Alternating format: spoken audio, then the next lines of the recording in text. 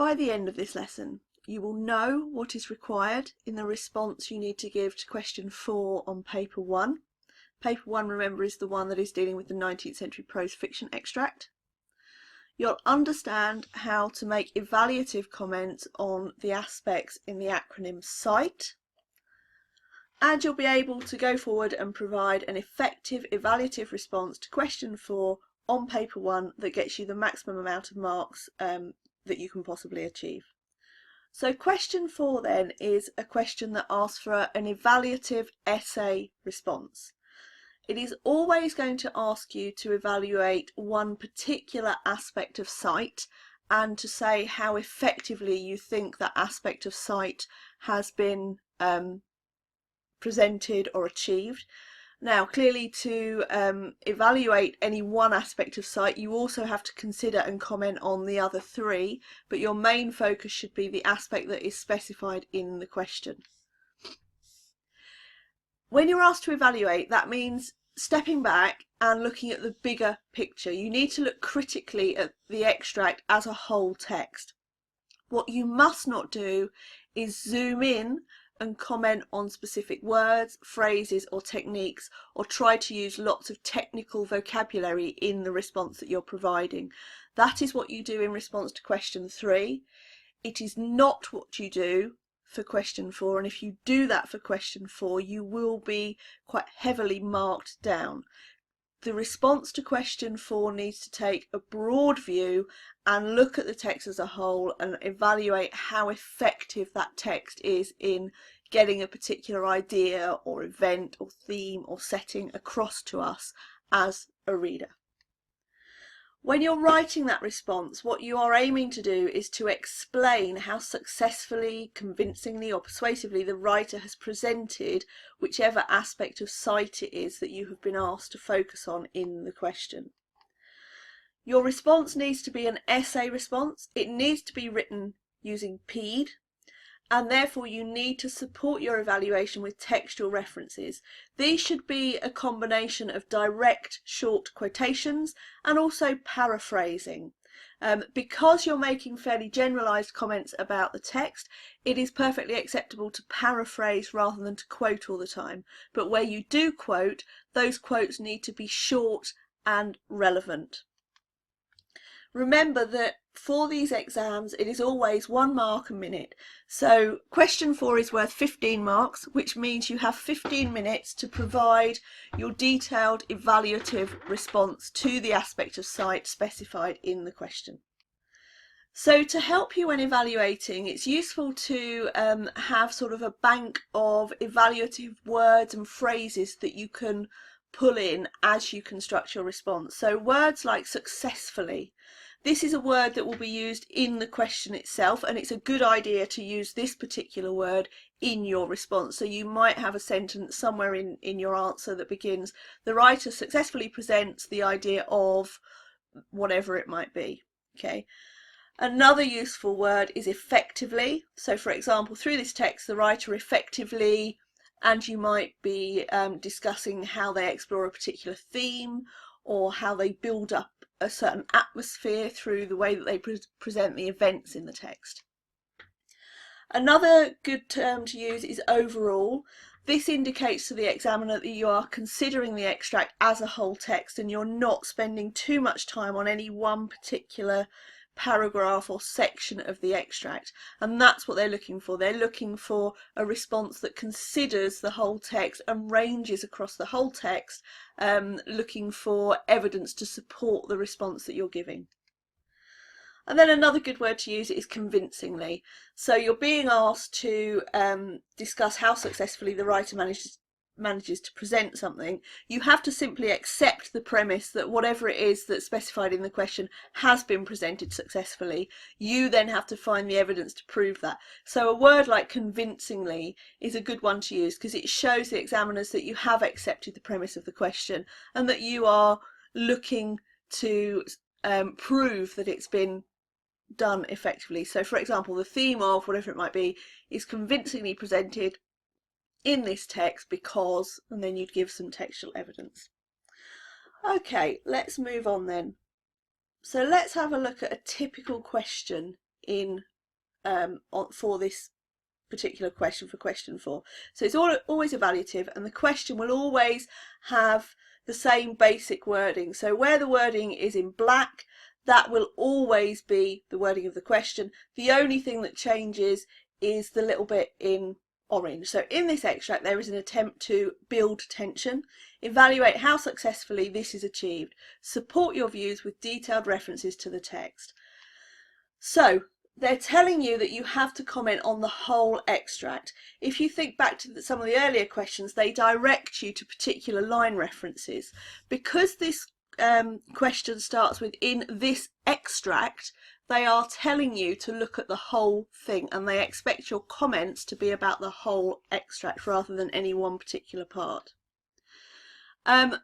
When it says there is an attempt, this means that the writer has deliberately tried to convey whatever aspect there is in that comes after this. So you have to assume that the writer has made deliberate choices to get that particular aspect across to us, and you have to explain how they've done that and why it is effective. The specific aspect of sight that you must evaluate will change depending on what extract you're given, but it will always be specified in this part of the question, and I would advise you to take a highlighter in with you and to highlight this before you start writing anything, and just to take a moment before you write your response just to gather your thoughts and think about how successfully that particular element of sight has been presented or conveyed or achieved within the extract you're dealing with. So just take a moment to gather your thoughts before you attempt to write anything. They tell you to evaluate, so you are discussing the whole text. You're basically being asked for a subjective judgment, a critical judgment. You are being put in the position of literary critic. You are being asked to explain how good this extract is in relation to the element of sight. Okay, so you're giving a broad, wide-ranging response that deals with the whole extract. You have to accept the premise that the writer has been successful in presenting whatever aspect you're asked to write about.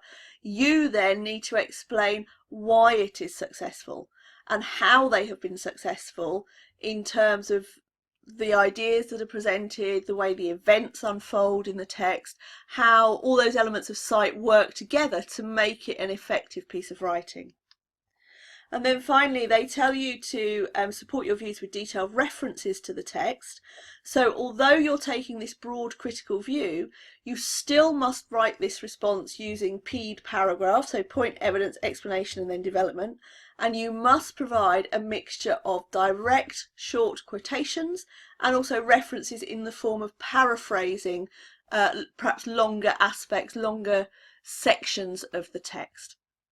Now, in your handout, you have two responses. One is a very good response and one is a not so good response. I'd like you to read those through now and answer the questions that are going to appear on your screen in a moment. Okay, so having looked at the responses, let's compare them. I'm going to tell you the mark they got. So remember, this question is out of 15.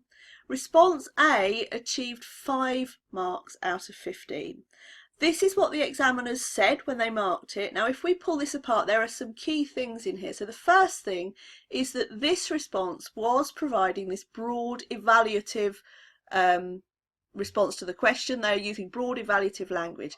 However, their opinions that they're offering are straightforward, they're basic, so they're not getting much further beyond than the surface meaning, than the most obvious meaning in the text. They comment on the events of the text, they don't offer any analysis, they don't necessarily offer any evaluation, so we're quite low down in terms of the hierarchy of types of comments that you could possibly make, types of responses. The comments they do make are rather brief, so the examiners felt that they could have been explained in more detail, which would have moved them further up into level 3. And that overall in this response there is more comment than explanation or analysis or evaluation. Now, you're being asked for a critical judgment, and all the comments that you make should be linked to that critical judgment of the text.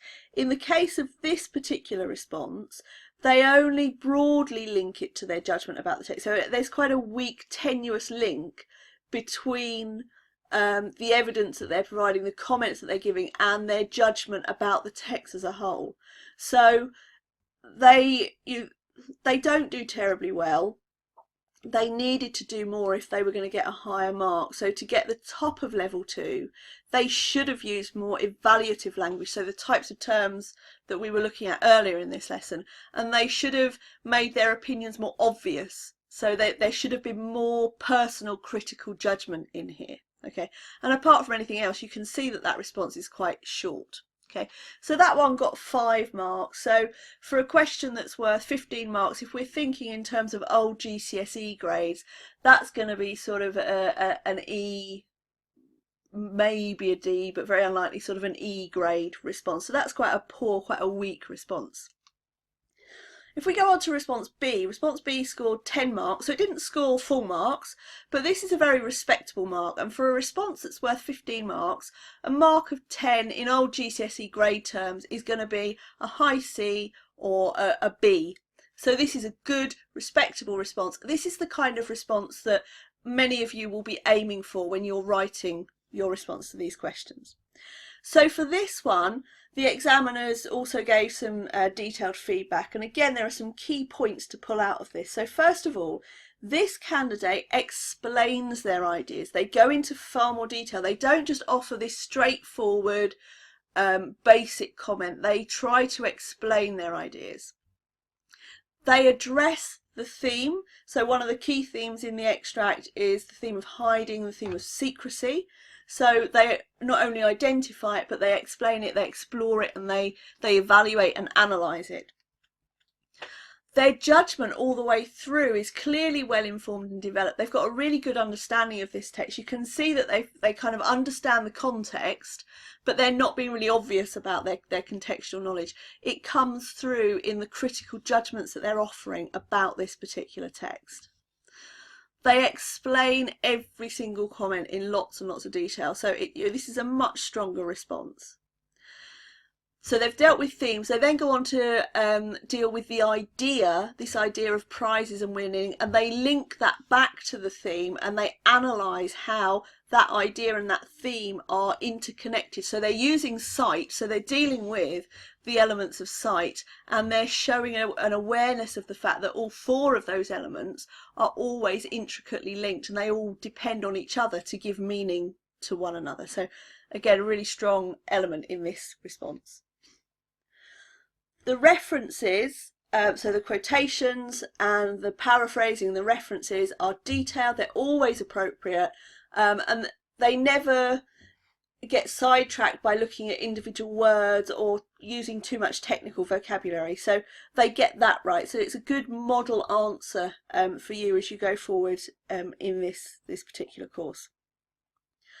They use those references to support their own critical judgment, which is exactly what you need to do when you're writing your response to these questions on the exam paper. And in terms of the evaluation, whereas with response A it was very limited, it was very straightforward, the level of evaluation in this one is varied. So at points it's very, very good, it's very analytical, it's very detailed, and at other points it's perhaps a little bit weaker. But that's to be expected, because remember, the extract that you're going to be dealing with is one that you've never seen before. It may be by a writer you're not familiar with. So there is going to be some variation in the quality of the evaluation, but that doesn't mean that they're going to mark you down heavily for that. This one scored 10 marks. There is some straightforward opinion given, and again, this is something that we're going to expect, because there'll be bits of the text that you're not so clear about, and so any comments may be a bit more straightforward, but then that will be compensated for by the more detailed responses that you give to the bits of the text that you're really clear about. So this one got a level 4. That's going to be sort of equivalent of a high C, possibly a low B. We don't actually know at the moment where the grade boundaries are for that. Okay, so if we move on then and we look at what's called a hierarchy of the types of responses that you give. At the very bottom we have description, then we have comment, explanation, analysis, and then finally evaluation. So this is sort of a hierarchy of the types of responses that you give to question 4. Right at the bottom and is just description. So this would be identifying an aspect of sight and just describing it, not offering any comment or any explanation or any analysis. And this keeps you right down at the very lowest level. This is sort of your FG level response. We then move up a level to comment. This is taking you up to perhaps EF level responses, and again this is what we saw in response A in the pack that you have. So they'll be fairly straightforward comments. They won't go much beyond the surface meaning of the text, but there is some attempt there to engage and to offer more than just simple description. When we move up another level, we then get into explanation, and this was something that the person who provided response B was doing very well. They were explaining in lots of detail. So this takes you up to sort of D, C grade level. So we need some explanation in there. You need to explain all of your comments. You need to explain the how and the why. So how is that particular idea being put across? Why is it effective? Why does it impact on the reader? We then get up to analysis. Now this takes you soundly into the kind of the grade C, the level 4, the level 5 area, where you're analysing. You're not just accepting things as they are, you're thinking quite deeply about why they're effective. You're looking at the effect they have and why the writer would want to achieve that effect. And then finally, to get the higher marks, if we're thinking about a level 5, we then move into evaluation, where you're evaluating not just how and why, but how successfully, how far the writer has achieved their purpose through the way that they are presenting the information in the text you're dealing with. So there is this sort of hierarchy of responses, with description at the bottom, comment being the next level, explanation, analysis, and evaluation. And a good response will include all of these. A weaker response won't get beyond description and comment. To get into the level 4s and level 5s, you need to be explaining, analysing and evaluating. And you have an example of that in that second response that you have. Okay, so let's move on and think about how you use sight to respond to question 4. So the setting. You need to look carefully at the setting. You need to think about whether the setting is being used symbolically or to create atmosphere. How is the setting, both in terms of time and physical place, adding meaning to the events? Because if you remember, the events get additional meaning from when and where they take place. So then we come on to the events in the extract. You need to look at how they relate to each other. So if you think back to a previous lesson, we were talking about the fact that the events provide the structure for any extract, and it's always a good idea to look at the very first event in the extract and the very last event, and then see what happens in between. Look at the relationship between the first and last event, see if there's some connection, think about how they relate to each other and how they are being used to create meaning.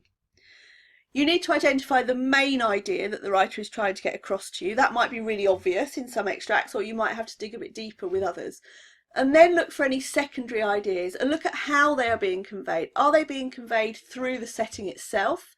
Is there symbolism in the setting in terms of what's going on, the events? Are the events being used to convey the ideas? Look at the way the characters interact with each other. If there's any dialogue in there, are the characters' conversations with each other addressing any of the key ideas or the key themes? And then again, once you've identified the main themes, look at main ideas, look at how they relate to the themes that are being explored within any given extract. Please remember that if you comment on lots of specific devices, even if you use lots of technical terminology correctly, your quotes are correct, and you're giving really detailed, precise analysis on all the technical aspects, you will not be given any credit for that in response to question 4 unless that your comments on technique support and develop the broad critical judgment that you are giving as the extract as a whole. You are not being asked to zoom in and analyse in response to this question. You are being asked to take a broad critical overview of the extract as a whole text. So let's look at how we answer question 4 effectively. So you comment on sight. You focus mainly on the aspect that's been specified in the question. You then go on to evaluate how those aspects of sight have been used for the particular effect that you're being asked to write about. You must make sure that you comment on the extract as a whole. Okay, you do only have 15 minutes to do this, so you're not going to spend ages on each particular element that you're picking out. So you need to talk broadly and fairly briefly about certain things. However, you must develop and sustain your evaluative judgments as you're writing and support every comment with evidence from the text, either in the form of short direct quotations or by paraphrasing sections of the text. Do not zoom in and analyse any individual words or techniques. You will not get credit for that, and actually it will lose you marks. So you're not showing how clever you are if you're using lots of technical vocabulary. They are not interested in that. They want to know whether you can take a step back and see a text as a whole text and understand how it works and how it has impact on a reader as a piece of writing, rather than just zooming in with a microscope and looking at individual words. So that is how to answer question 4 effectively.